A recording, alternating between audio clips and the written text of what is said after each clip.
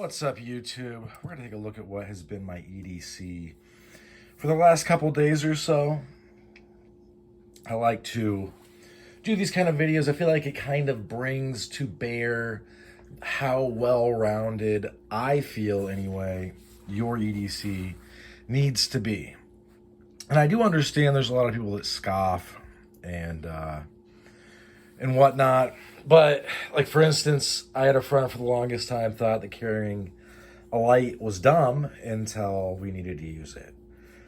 And afterwards, he was like, I usually think it's pretty weird you carry that light, but that came in really handy today.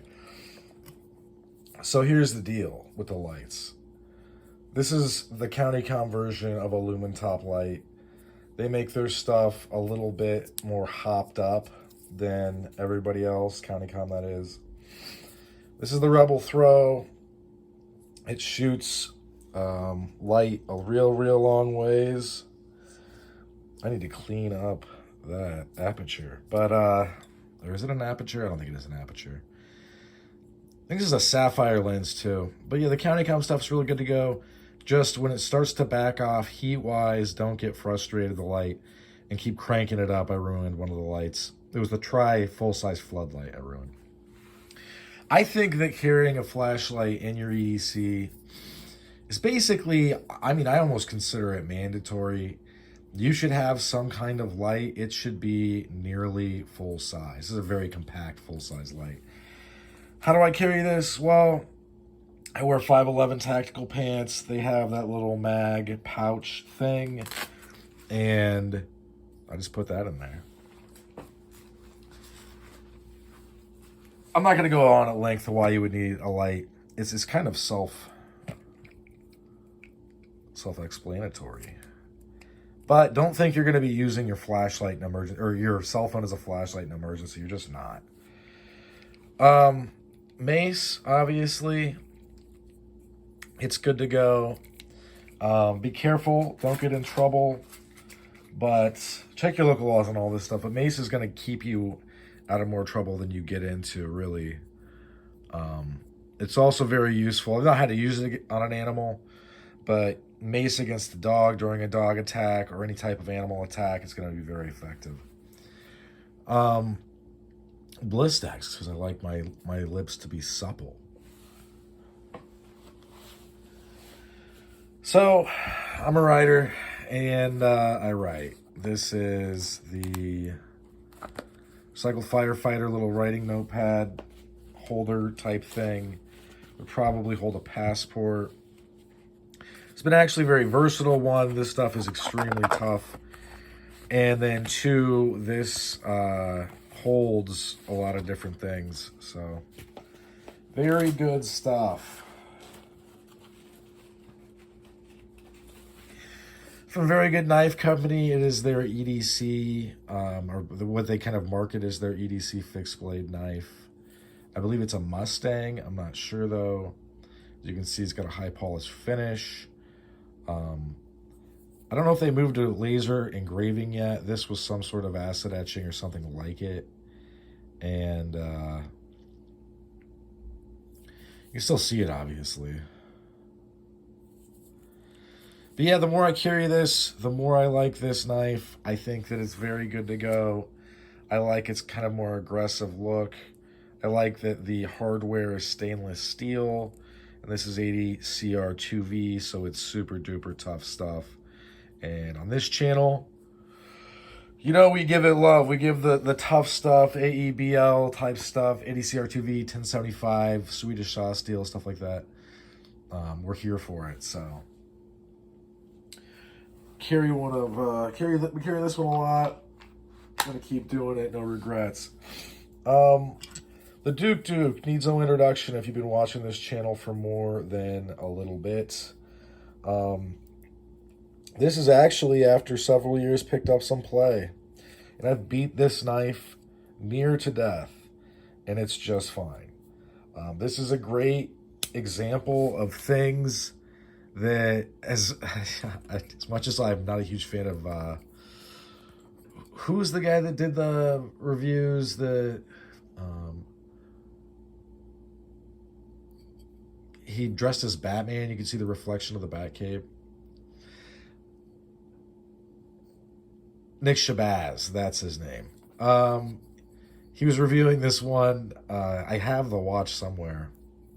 I haven't been really rotating my watches. That's a good reminder. But he was like, this watch confuses me and makes me angry because it does everything I want expensive watches I have to do, but it does it so well for much, much less, like a fraction of the price. This is kind of how I feel about this knife. It's indestructible. It doesn't dull out, not easily anyway. And I've carried this and beat it near to death. I don't know what else I could do to it, honestly, besides literally hooking it up behind my vehicle and dragging it down the road. And then maybe it would stop working or I would lose it. I'm not going to do that, though. I'm just saying, if you're one of those people that's hard on your gear, some of the French knives are there for you.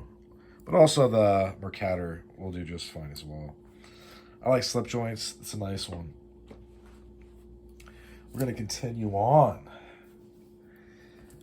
Recycled Firefighter. There's two aluminum things in here, so it gives it some rigidity. It also is supposed to keep people from stealing my stuff, my info. I believe this is a Beard and Owl Hank. They make some of the best, in my opinion. I think that carrying a handkerchief is a must. If you sweat, or if you... It's just one of those things where it's like, if you don't have one, I don't understand what you're doing anymore. But that's just me. We just talked about this. I'll put that away. This is from Steel City Cutlery. It's been on the channel a bunch. It is the Fang. It is EDC R2V. And it's awesome. It's picked up some patina since I last checked it out, but I don't really baby this thing at all. I think it's going on a couple years now in the pocket. I carry it, I wear 511 tactical, basically shorts or pants, obviously.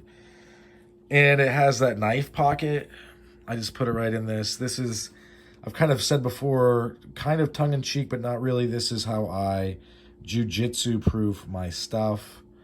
The gentleman from Steel City Cutlery made these micarta scales special for me. I think they were some sort of acid wash, but it really brought out each and every little layer there. It's just well done. It's a very well done piece of gear. Technically, I think it's a Bacal knife.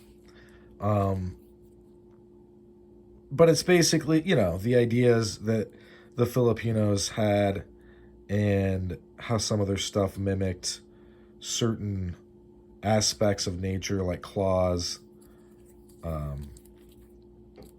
I find this one much more to my taste than others, in that it has a very sexy line through it, this line on top. But the way that it really offsets or has this angle that keeps it's going to be easy to trap, snag, snare, use your gross motor movements to take somebody to pieces. I like that. This is my preferred style of this knife, and I love this style of knife. If he puts this down on the table like this, it spins. It's just really well done. It's a well done piece. And some others that the smaller makers that make this kind of thing, that some of them get sort of close to this design, but this is as close.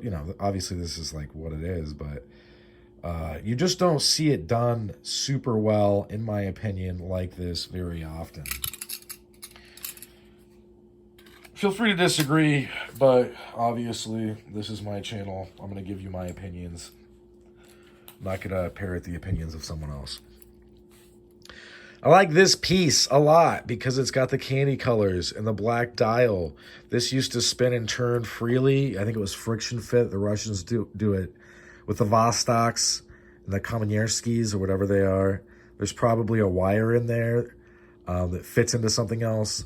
But I smashed this super duper hard against something. I forget what it was. And now this no longer rotates.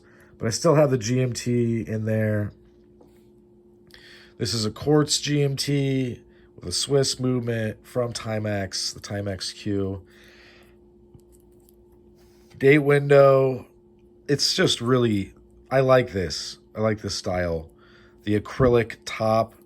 I like acrylic tops to watch as I realize it's old school, but I dig it. And even though I can't turn this anymore, still love this watch. Super well done.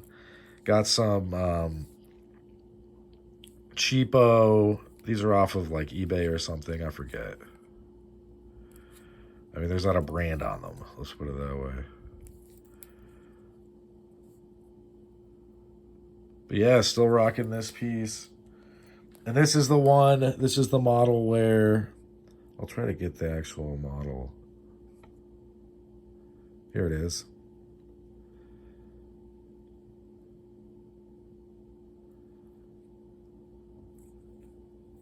But yeah, you can change out the battery super duper easy.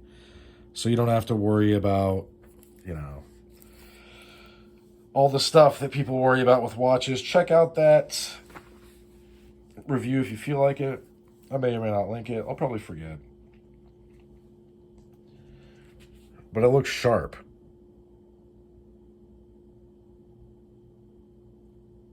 I think it looks good.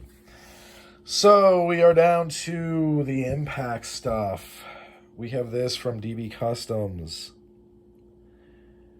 I got the raw aluminum Lego top, basically. Honestly, I might get another at some point. I like this piece a lot. And it fits really, really well in the hand. I can't say enough good things about this. I know in the initial review, I had to mention it took him a minute to get it to me. He said he was in the hospital, if I remember correctly. If you think this is cool, and it opens a bottle, I guess. I could have done it without the bottle opener. But if you think this is cool, snatch one up. Go to DB Customs. This piece is super duper duper dope. And it came with this, which is a great lanyard attachment. This is the CountyCom Glow little thingy. I think it came with this as well. But yeah, this is, imagine punching somebody and stamping them with this in the face. That's when you know you're being dumb. That's when you know you fucked up. You got the Lego imprint on your face. But as you can see, this is offset slightly forward. One of those details that really helps ergonomics. I think this is a 1/2 inch. This is, I believe, 5150 or 5051 aluminum aircraft grade. You can see the inside's been polished. It just looks really good. And obviously it looks like a Lego top. But the back end, the way, how thick this is and how much material is right here is really, it's well executed, well engineered. Just a great piece. I believe it's like $100. Can't say enough good things about it. And there's even like back here, right? Like, so this is, it kind of has like this dimple, so lanyards can set a little bit easier. And this thing does just like want to fit. It's not one of those things where you're like, oh, should I do it like this or should I do it like this? It's gonna, really no matter which way you do it, it's going to be the right way. And it's just super duper dope. Very light. I mean, just a couple of ounces. You barely can feel the weight. If you sit on it, you can feel it's a chunk. I actually carry this most times in my front pocket. I like to be able to reach into my front pocket and come out with, if I have, you know, something in there like this, come out with it on if I need to. So if I'm standing there and things are getting heated away from me, obviously if it's close to me, I don't want my hands in my pockets. But it's one of those things where it's like all of a sudden you pull this out and you can defend yourself or do whatever you have to do. Super neat. Can't say enough good things about this. Very, very dope.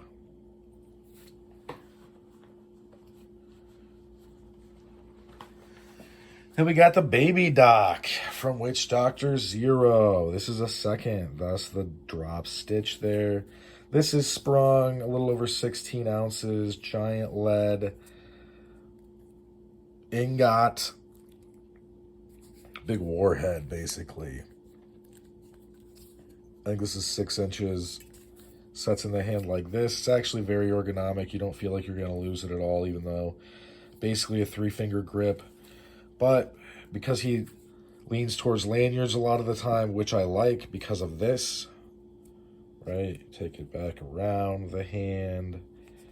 Boom. Yes, that is a martial arts thing. But it's basically how everybody runs saps and blackjacks that have stuff like this. And even cable jacks that have a different type of attachment, but still that comes out like this. 2 big leather straps that come kind of in a big loop.